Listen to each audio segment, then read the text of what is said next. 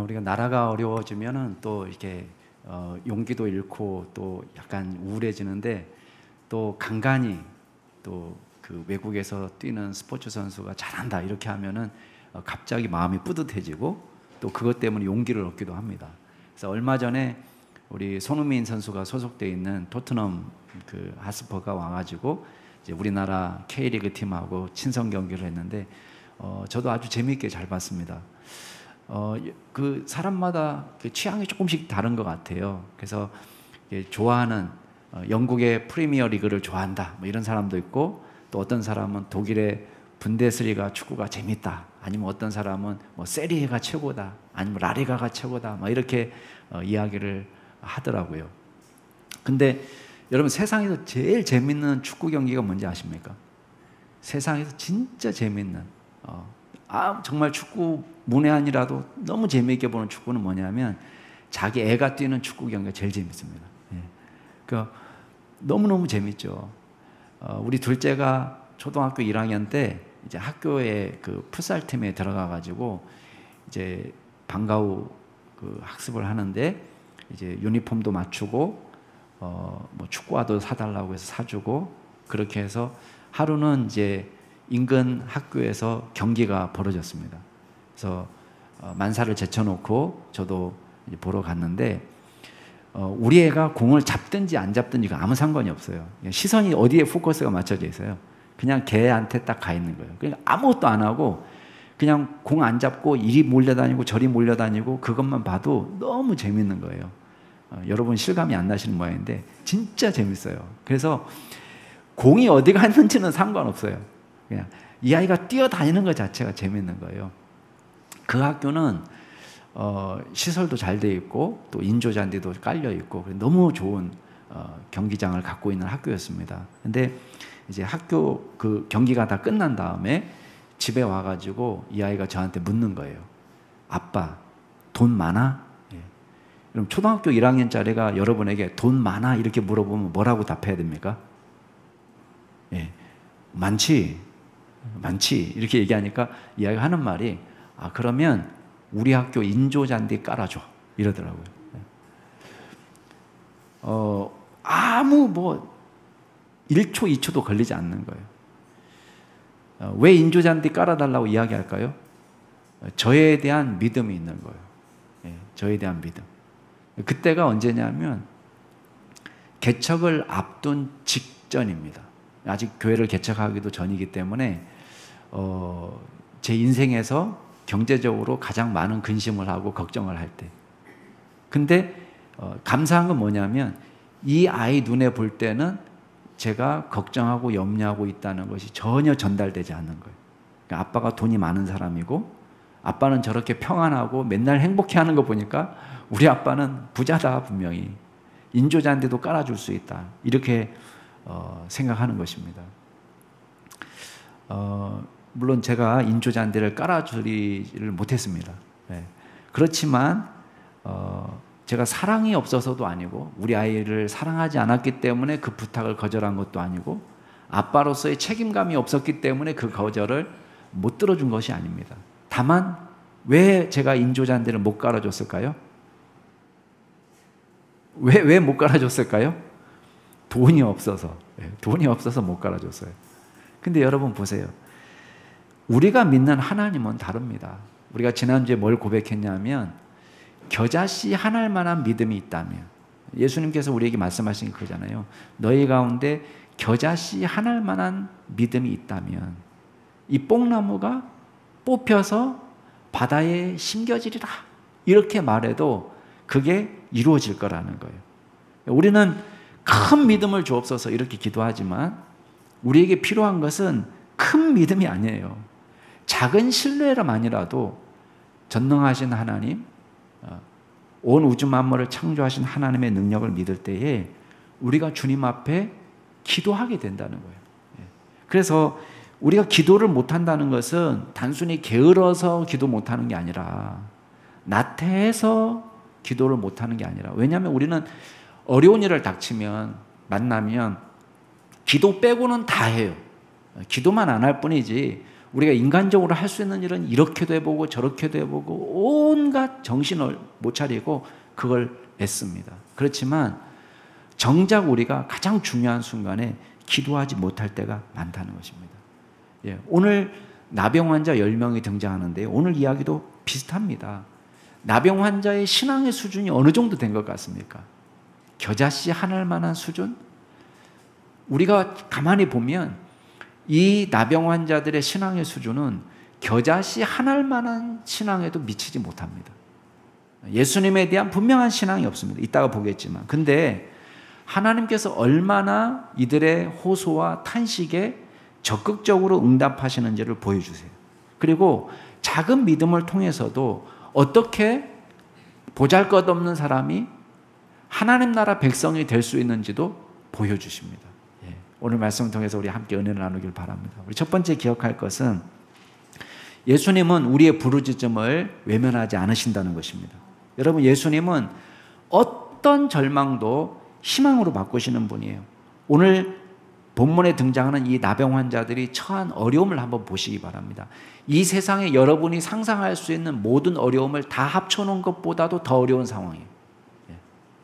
일단 우리가 어렵다 할 때 제일 어려운 게 뭡니까? 가장 큰 어려움은 아마 죽음의 공포. 이게 가장 큰 어려움일 거예요. 여러분, 이 나병 환자는 불치병에 걸렸습니다. 불치의 절망과 죽음의 공포와 싸워야 됩니다. 여러분, 병이 아무리 깊어도 돈으로 해결할 수 있는 것은 아무것도 아니에요.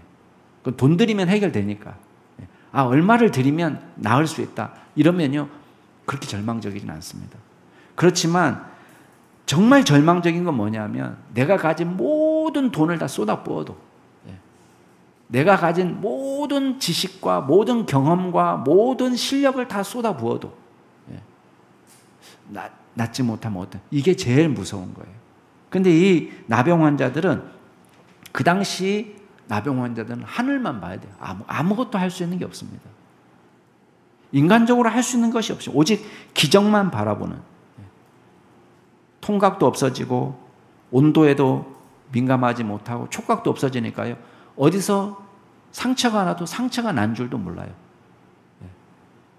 손이 썰어져 나가도 아픈 줄을 모르는 거예요.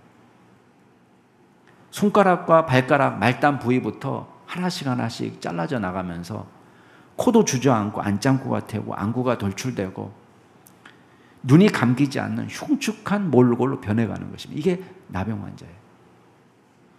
또 한 가지는, 이보다 더 무서운 절망은 사랑하는 사람들로부터 철저히 소외되는 거예요.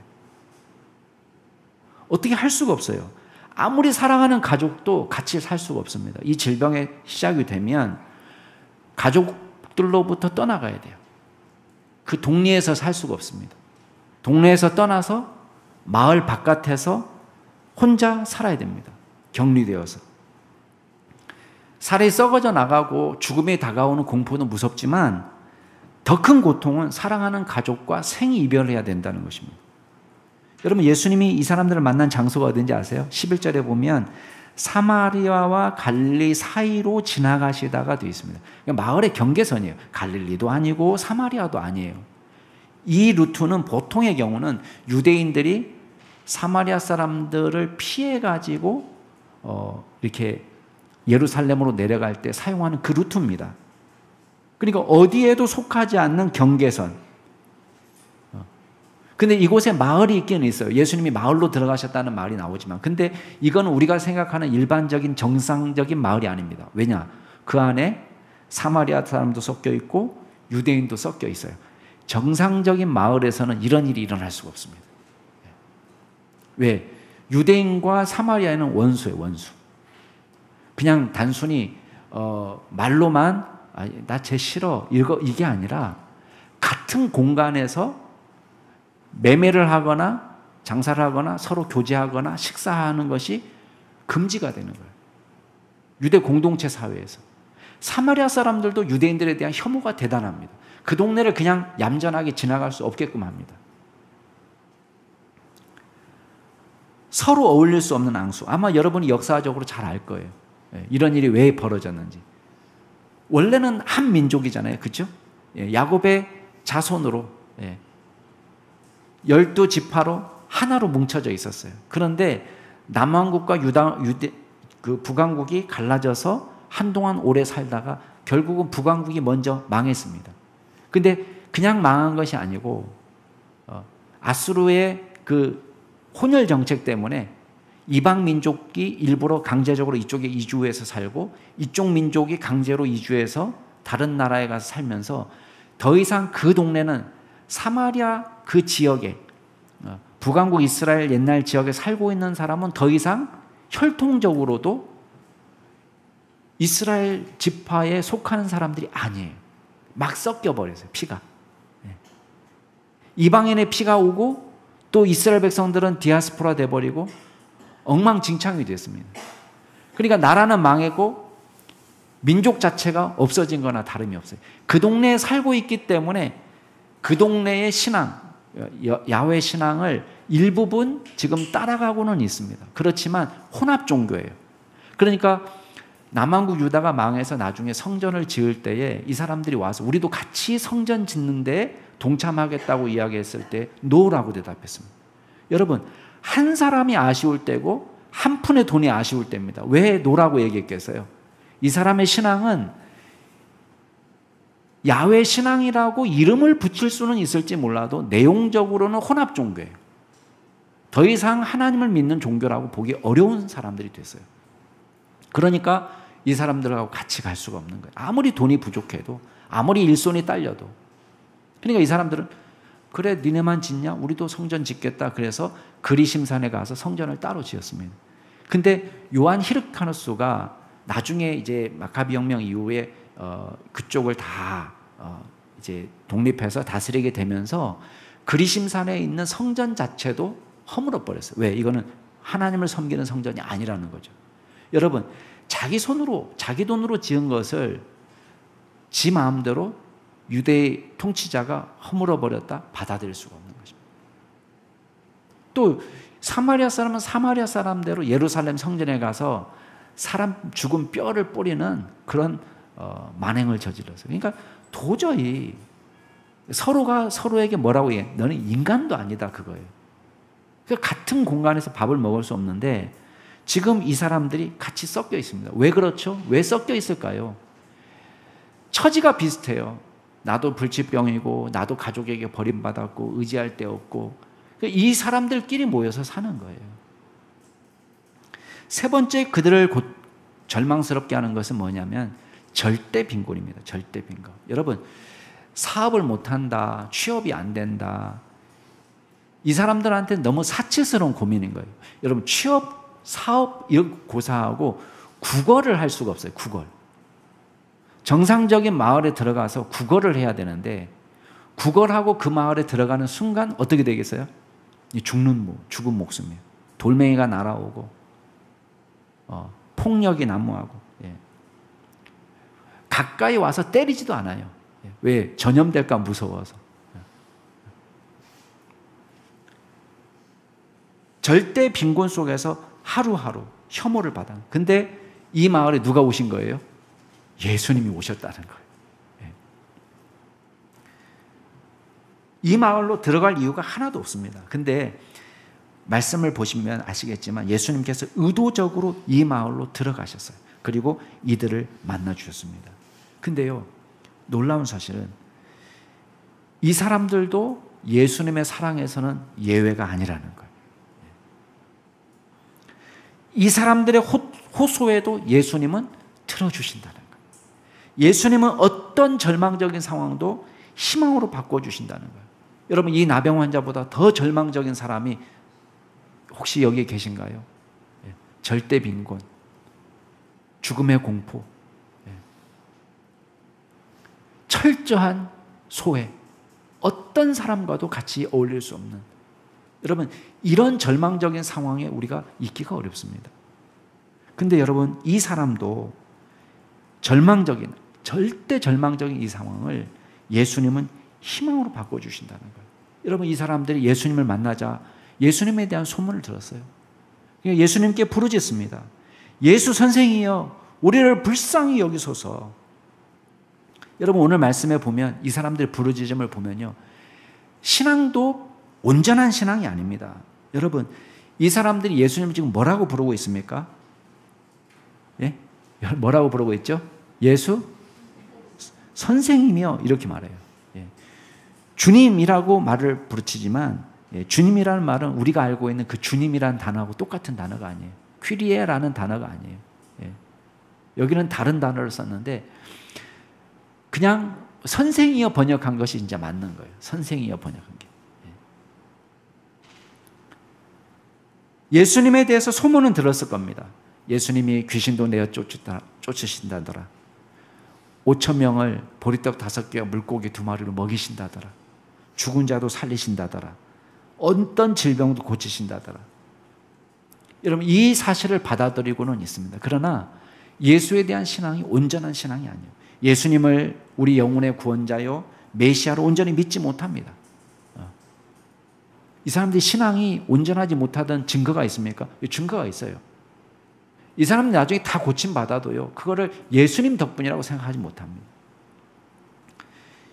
이 사람들이 인격으로는 어떻습니까? 인격적으로, 윤리적으로, 도덕적으로 온전한가요? 아니에요. 병이 나으면 나를 고쳐주신 사람이 예수님이라는 걸 알면요 적어도 인간적으로라도 와서 고마움을 표시해야 됩니다. 감사가 없어요. 여기 보면 인격적으로도 윤리적으로도 온전한 사람이 아닙니다. 자, 혈통적으로는 나머지 사람들은 10명 중에 9명은 이스라엘 사람이기 때문에 혈통적으로 아브라함의 자손입니다. 나는 사랑받을 자격이 있습니다. 이렇게 말할 수 있을지 모르겠습니다. 그런데 그 중에 사마리아 사람도 섞여 있습니다. 인간적으로 보면 사랑받을 형편에 처해 있는 사람이 아니에요. 근데도 불구하고 이 사람들은 강력하게 부르짖습니다. 예수 선생이여 우리를 불쌍히 여기소서. 믿음도 온전하지 않고 윤리적으로도 깨끗하지 못하고 혈통적으로도 예수님이 응답해 줘야 될 의무가 있는 사람들이 아닌데도 불구하고 여러분 예수님께서 이 기도에 응답해 주신다는 것. 여러분 기도라는 것은 복잡한 게 아닙니다. 우리가 장황하게 말을 잘해야지 예수님께서 기도를 들어주시는 게 아니에요.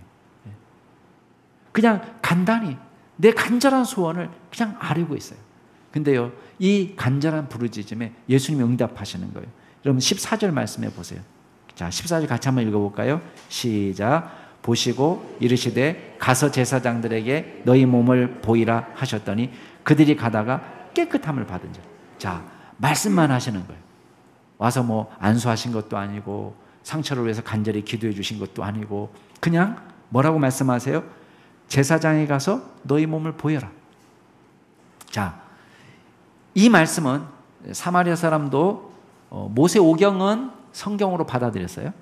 그러니까 이 유대인들이나 사마리아 사람이나 상관없이 모세오경, 레위기에 나와 있는 규례는 다 알고 있습니다. 제사장에 가서 보이라 이 말이 무슨 말인지를 알고 있어요. 나병 환자가 병이 나으면 가족들과 같이 살기 전에 반드시 거쳐야 될 과정이 있습니다. 그게 뭐냐면 아무리 병이 나아도 내가 나았다고 생각하고 가족한테 그냥 가면 안 돼요. 허락을 받아야 돼요. 누구한테 허락을 받아야 되냐면 제사장에게 가서 허락을 받아야 됩니다. 그러면 그 제사장들이 보고 병이 나았다는 것을 확인해 주면 이 사람이 그냥 갈 수 있느냐? 아니에요. 필요한 정결 예식을 다 지켜야 돼요. 속건제도 드려야 되고 번제도 드려야 되고 또 속죄제도 드려야 되고 이렇게 해서 제사를 드리고 몸에 피를 뿌리고 정결 예식을 다 가진 다음에 그리고 허락을 받아서 가족에게 갈 수 있는 거예요. 그러면 지금 예수님이 제사장에 가서 내 몸을 보여라. 그 말은 일단은 치유가 전제돼야 돼요. 아, 나았다는 거구나. 이 말이 전제되는 것입니다. 여러분 여기서 나환 자들이 예수님과 같이 앉아가지고 징징대지 않습니다. 아니 그렇게 말씀하지 말고 손을 얹어주세요. 저를 고쳐주세요. 왜 그렇게만 말씀하세요? 제가 나았는지 어떻게 알아요? 징징거리지 않아요. 이 사람들은 그냥 그 말을 듣고는 갔어요. 놀랍게도 고침을 받은 것입니다. 여러분 예수님께서 이 사건을 통해서 보여주시는 게 뭡니까? 예수님에게는 어떤 것도 한계가 될 수 없다. 어떤 것도 장애가 될 수 없다는 것을 가르쳐 줍니다. 불완전한 믿음도 문제가 안 된다는 거예요. 어떤 불치병도 문제가 안 된다는 거예요. 이 사람의 윤리적인 수준도 문제가 되지 않는다는 것입니다. 민족적인 장벽도 문제가 되지 않습니다. 조건과 상관없이 10명의 나병 환자들은 예수님을 만나 회복되었습니다. 여러분, 우리도 절망적인 순간을 만납니다. 정말 아무것도 할 수 없는 무기력한 상황을 만납니다. 그렇지만 여러분, 어떤 절망의 크기도 예수님의 능력보다 크지 않습니다. 절망의 크기는 상관없습니다. 우리가 만난 어려움이 얼마나 큰지는 상관이 없습니다. 불완전한 믿음 때문에 우리가 어떻게 해야 예수님이 우리 기도를 들으시지? 여러분, 우리가 어떻게 해야지가 아니에요. 우리는 어떻게 잘 못합니다. 여러분, 이 10명의 나병 환자들이 어떻게 해서 하나님의 호의를 얻은 게 아닙니다. 그냥 단순히 주님 앞에 고쳐달라고, 불쌍히 여겨달라고 주님의 사랑을 믿고 호소한 것뿐이에요.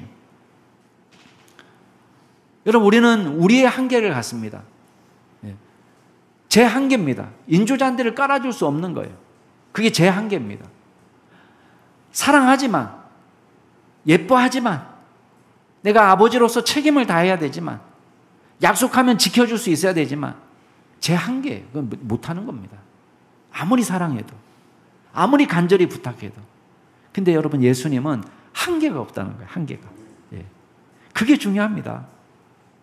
저는 아무리 사랑해도 못해주는 게 있지만 예수님은 한계가 없어요. 여러분이 절망적인 자리에서 예수님을 그 자리로 초대하시기 바랍니다. 우리의 방식을 내려놓고 예수님의 방식에 맡겨보세요. 불쌍히 여겨달라고 기도하세요. 절망을 소망으로 바꾸시는 예수님을 만나게 될 줄로 믿습니다. 자, 두 번째 기억할 게 있습니다. 감사는요, 진짜 신앙인의 표시예요. 감사는 아무나 할 수 있는 게 아닙니다. 여러분, 우리가 감사가 쉽다 생각하지만요, 감사는 신앙인이 할 수 있는 것입니다. 여러분, 오늘 병 나은 사람이 10명입니다. 한 명도 예외 없이 다 병이 나았습니다. 근데요, 병이 나았을 때 이 사람들의 반응은 다릅니다. 두 가지 반응이 나타났어요. 한 부류는 이거를 예수님의 은혜라고 생각하지 못하고 그냥 갈 길을 가버렸습니다. 근데 한 사람은 예수님께 돌아왔어요. 치유가 예수님의 은혜고 예수님의 능력이라고 믿은 사람은 감사가 나옵니다. 근데 이걸 믿지 못하는 사람은 죽었다 깨어나도 감사를 못합니다.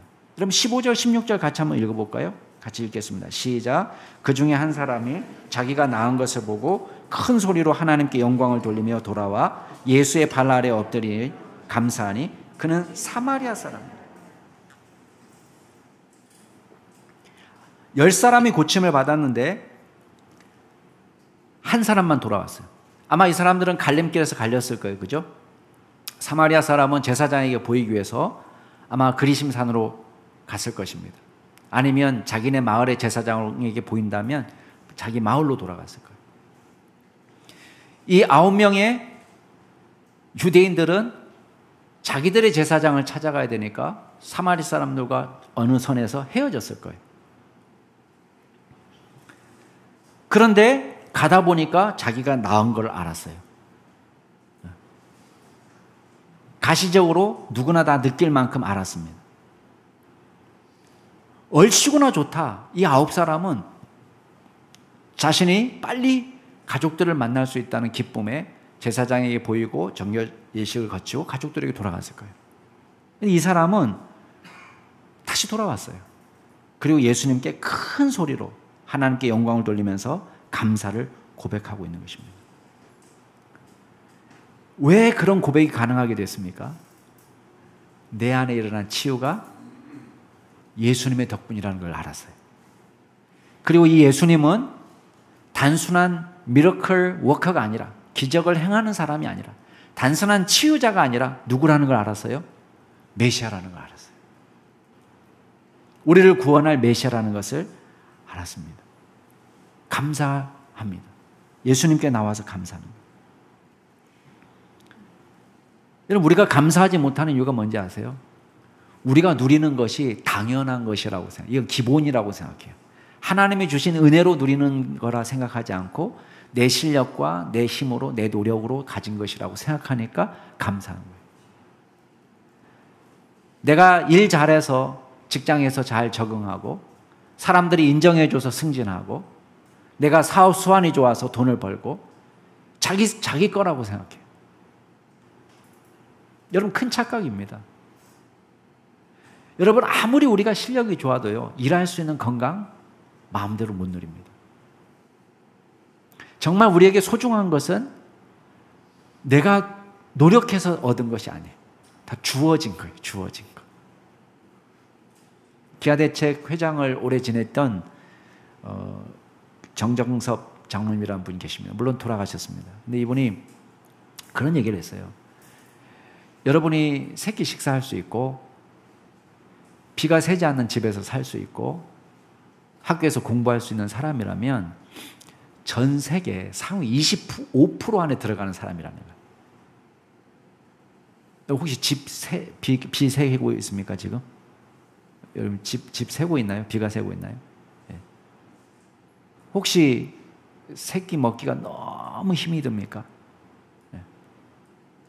만약에 이게 해결이 됐다면 우리는 전 세계 상위 25% 안에 들어가는 사람이 됐다는 거예요. 우리가 살면서 상위 25%가 쉬운가요? 쉽지 않습니다. 근데 상위 25% 안에 들어간 거예요. 이번에 제가 필리핀에 목회자 그 영성 세미나 때문에 다녀왔을 때 그 수련회 장소에서 자원봉사하는 청년들이 좀 있었어요. 그 선교사님이 목회하는 교회에 청년들이 동원돼 가지고 이게 봉사자로 이제 현지 목사님들이 오셔서 이제 수련회 참석하니까 이제 와서 간식도 준비하고 명찰도 만들어주고 뭐 이렇게 자원봉사자들이 왔어요. 근데 그 중에 오누이가 있었습니다. 오누이가. 그 중에 오빠는 이제 그 교회 집사예요. 여동생은 이제 아직 청년이기 때문에. 근데 왜 어떻게 해서 교회 다니게 됐느냐? 그 형제가 10명이에요. 10명. 근데 밤에 잠을 자려고 누우면은 지붕이 뚫려가지고 별이 보이는 거예요. 여러분, 굉장히 낭만적입니까? 예. 우리도 여름에 바다에 가서 방파제에서 누워가지고 별 보고 막 별똥별 보고 막 거기서 노래 부르고 이렇게 한 적이 있었거든요. 거기에 돗자리 펴놓고 옥상에 올라가서 평상 위에서 누워가지고 하늘에 보면서 별을 보고 그런 낭만이 아니에요. 제가 간 때가 이제 우기거든요. 우기. 밤에 천둥번개가 비가 쏟아져 내려요. 그러면 이 엄마 아빠 이 10명이 12명이 일어나가지고 그 밤에 비가 조금이라도 덜 떨어지는 데가 있을 거 아니에요. 그러니까 비가 막 떨어지는 그 자리를 피해가지고 서로 막 바퀴벌레 숨듯이 숨는 거예요. 집에. 그러니까 선교사가 가서 신방하고 나서 너무 한심하니까 돈을 들여가지고 양철 지붕을 해줬어요. 비가 안 새게. 그게 너무 고마워가지고 이 두 아이가 이제 교회 다니기 시작한 거예요. 그래서 거기서 세례도 받고 집사도 되고 또 지금 청년이 되고.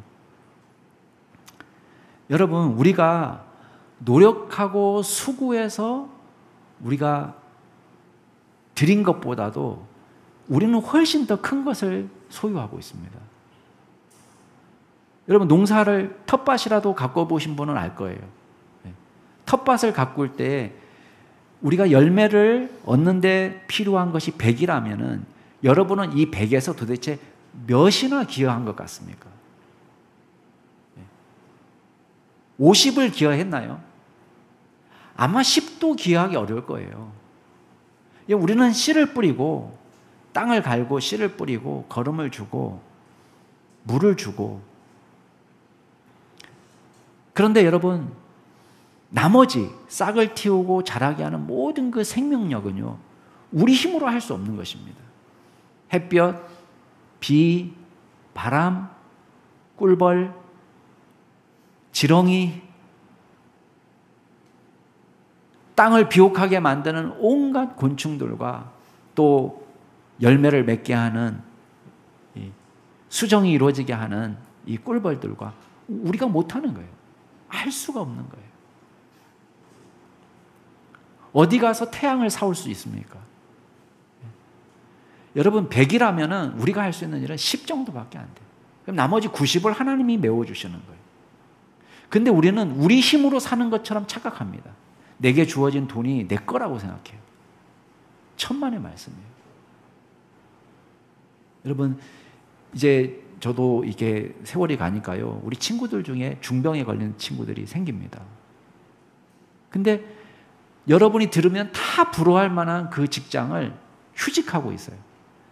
누구는 들어가지 못해서 죽을 힘을 다하는 그 직장인데 휴직하고 있는 거예요. 왜? 다닐 수 있는 건강이 못 되니까. 내가 실력이 모자라서가 아닙니다. 내가 공부를 조금 해서가 아닙니다. 여러분 그리스도인이 어떤 사람들이냐? 크리스찬은 우리에게 주어진 것이 하나님의 은혜라는 것을 고백할 수 있는 신앙. 이게 크리스찬이에요. 이게 내 힘이 아니라 하나님의 은혜다라는 걸 고백할 수 있는 신앙. 그래서 바울이요 골로새 교회 편지하면서 그런 얘기를 합니다. 크리스찬의 중요한 덕목 가운데 하나가 감사라는 거예요. 여러분 골로새서 3장 한번 찾아보실래요? 이건 좀 찾아보셔야 됩니다. 골로새서 3장 15절.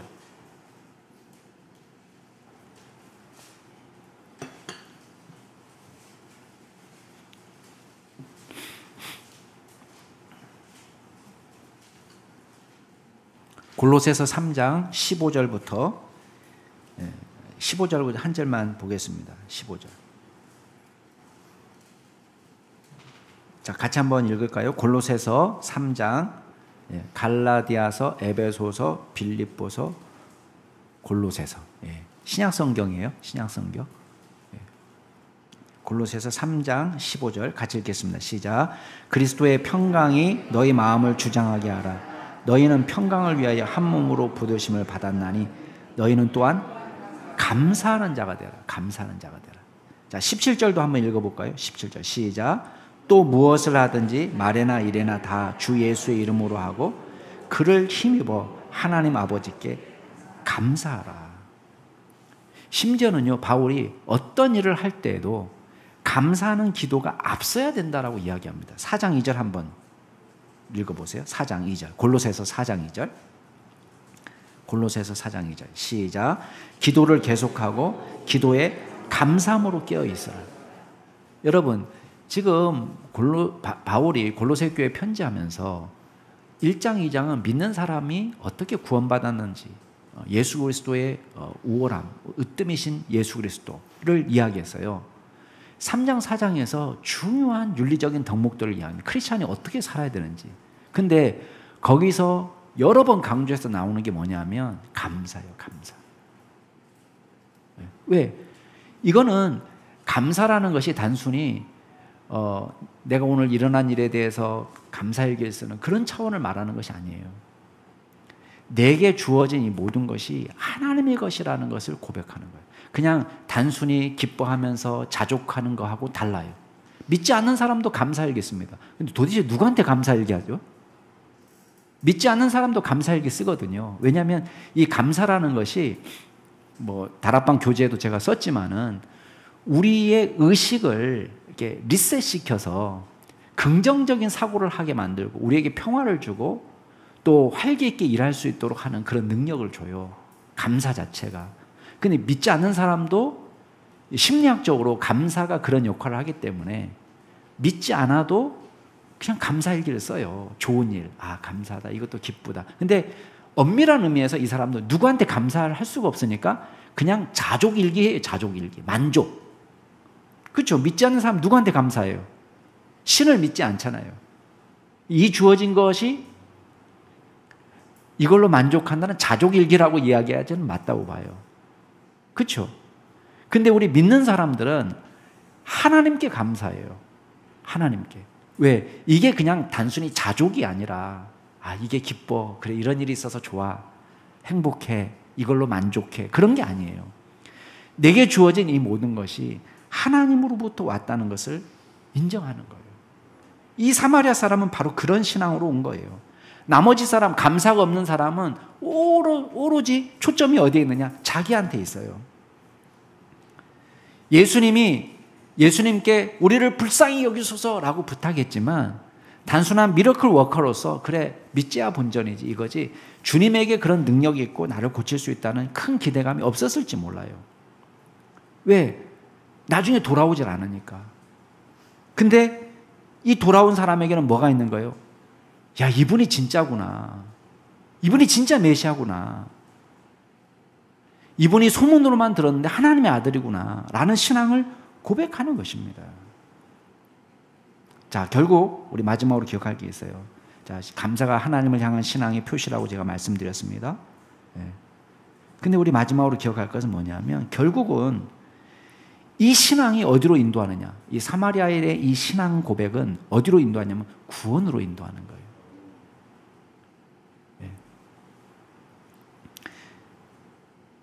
예수님이 주시는 최고의 복이 뭡니까? 여러분, 최고의 복은 기적도 아니고 치유도 아니고 부자가 되게 하는 것도 아니에요. 진짜 최고의 복은 뭐냐면 예수님을 만나서 예수 믿고 영생을 얻은 거예요.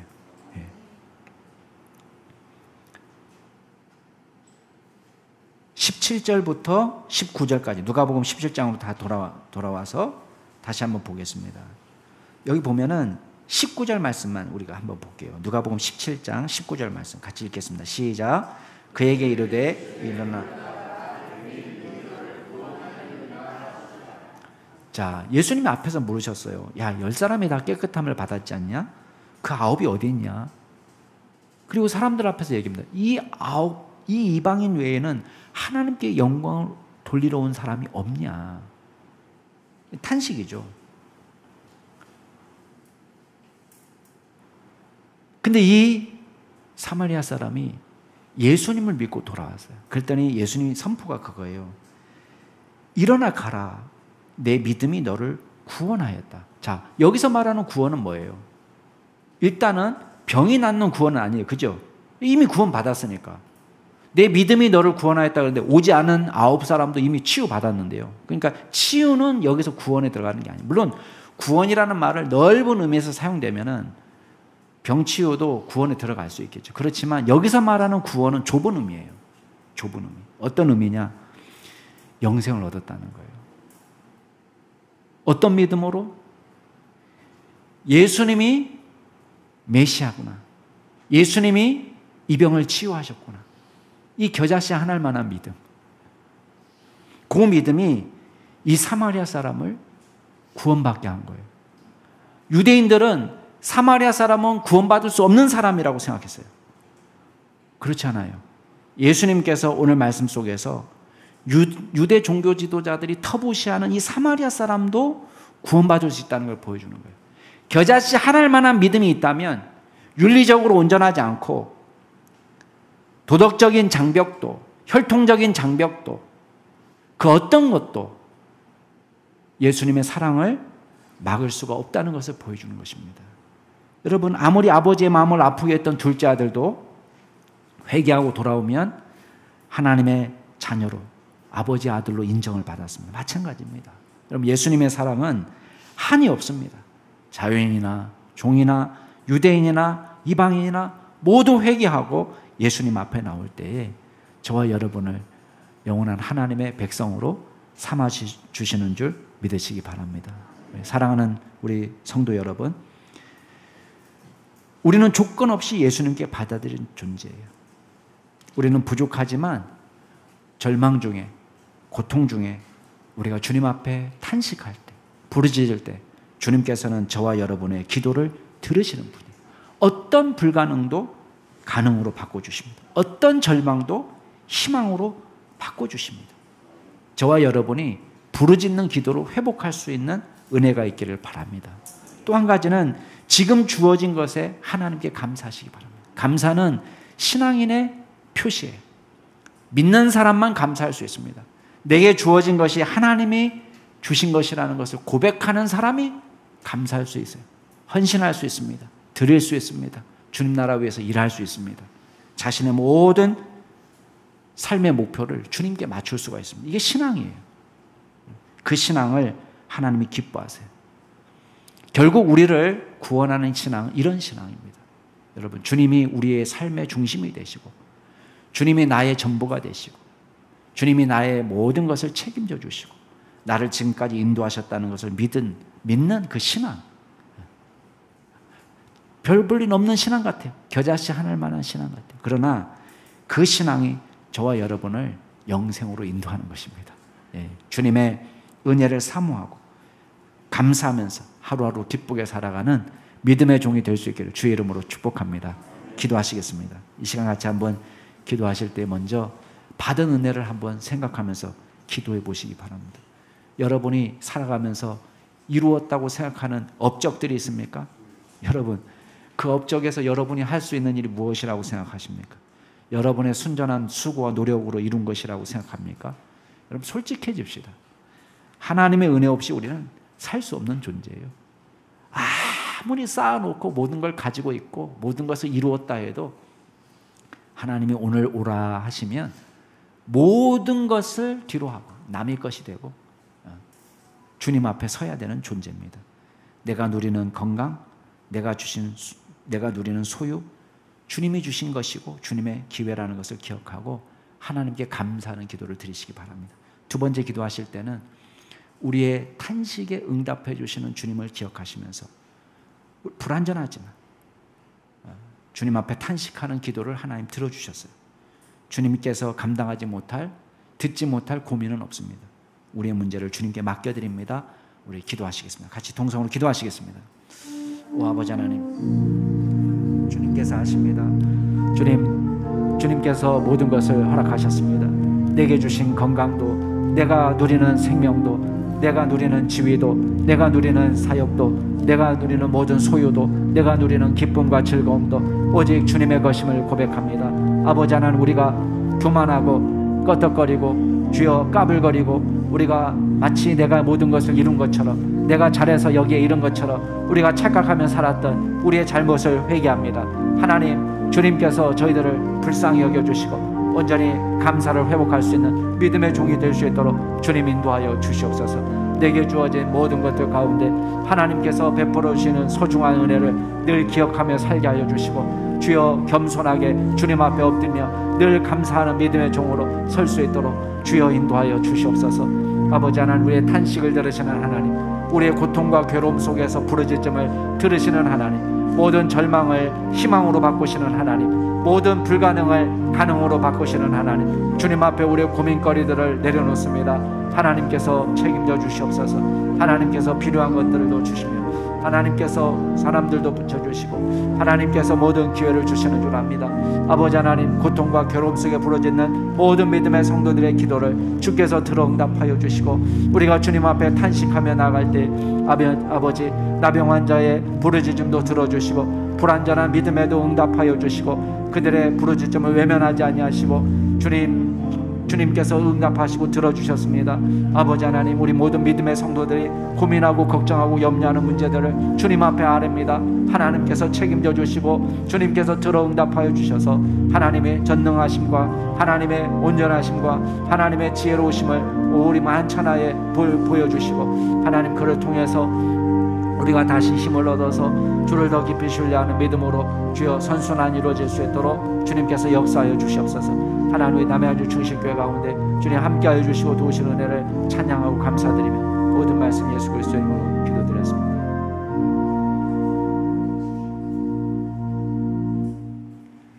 부족하고 연약한 자들의 부르짖음에 주님께서 성실하게 응답하여 주셨습니다.